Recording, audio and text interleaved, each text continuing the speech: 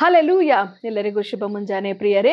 ಈ ದಿನದ ದೇವರ ವಾಕ್ಯ ಯೆಹೋಶುವನು 1ನೇ ಅಧ್ಯಾಯದ 8ನೇ ವಾಕ್ಯ. ಈ ಧರ್ಮಶಾಸ್ತ್ರವು ಯಾವಾಗಲೂ ನಿನ್ನ ಬಾಯಲ್ಲಿರಲಿ, ಹಗಲಿರುಳು ಅದನ್ನು ಧ್ಯಾನಿಸುತ್ತಾ ಅದರಲ್ಲಿ ಬರೆದಿರುವುದನ್ನೆಲ್ಲ ಕೈಗೊಂಡು ನಡಿ. ಆಗ ನಿನ್ನ ಮಾರ್ಗದಲ್ಲೆಲ್ಲ ಸಫಲನಾಗುವಿ, ಕೃತಾರ್ಥನಾಗುವಿ. ನಾನು ನಿನಗೆ ಆಜ್ಞಾಪಿಸಿದ್ದೇನಲ್ಲ. ಸ್ಥಿರಚಿತ್ತನಾಗಿರು, ಧೈರ್ಯದಿಂದಿರು, ಅಂಜಬೇಡ, ಕಳವಳಗೊಳ್ಳಬೇಡ. ನೀನು ಹೋಗುವಲ್ಲೆಲ್ಲ ನಿನ್ನ ದೇವರಾದ ಯೆಹೋವನು ನಿನ್ನ ಸಂಗಡ ಇರುತ್ತಾನೆ ಎಂದು ಹೇಳಿದನು.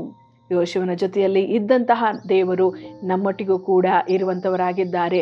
ಆದರೆ ನಾವು ಮಾಡಬೇಕಾಗಿರುವಂತಹ ಕಾರ್ಯಗಳನ್ನು ಮಾಡುವಾಗ ಖಂಡಿತವಾಗಿಯೂ ನಾವು ಮಾಡುವಂಥ ಪ್ರತಿಯೊಂದು ಕೆಲಸ ಕಾರ್ಯಗಳಲ್ಲಿ ಸಫಲತೆಯನ್ನು ಕಾಣ್ತೇವೆ. ದೇವರ ವಾಕ್ಯವು ಹೇಳುವ ಹಾಗೆ ಧರ್ಮಶಾಸ್ತ್ರವನ್ನು ಅಂದರೆ ಸತ್ಯವೇದದಲ್ಲಿ ಕೊಟ್ಟಿರುವಂತಹ ಎಲ್ಲ ಕಟ್ಟಳೆಗಳನ್ನು ನಾವು ನೆರವೇರಿಸುವುದಕ್ಕೆ ಸಾಧ್ಯವಾಗುತ್ತದೋ ಇಲ್ಲವೋ, ಆದರೆ ನಾವು ಪ್ರಯತ್ನ ಪಡುವಾಗ ಖಂಡಿತವಾಗಿಯೂ ಪರಿಶುದ್ಧಾತ್ಮನು ನಮ್ಮೊಟ್ಟಿಗೆ ಇದ್ದು ನಮ್ಮೆಲ್ಲರನ್ನು ಕೂಡ ನಡೆಸುವಾತನಾಗಿದ್ದಾನೆ. ಸಫಲವಾಗುವುದಕ್ಕೆ ಸಹಾಯಕರ್ತನಾಗಿ ನಮ್ಮೊಟ್ಟಿಗೆ ದೇವರಿದ್ದು ನಡೆಸುತ್ತಾನೆ. ಪ್ರಾರ್ಥನೆ ಮಾಡೋಣ.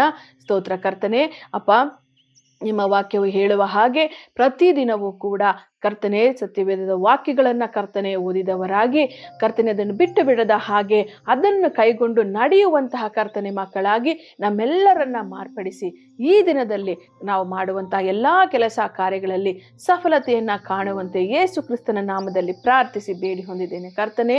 ಆಮೇನ್.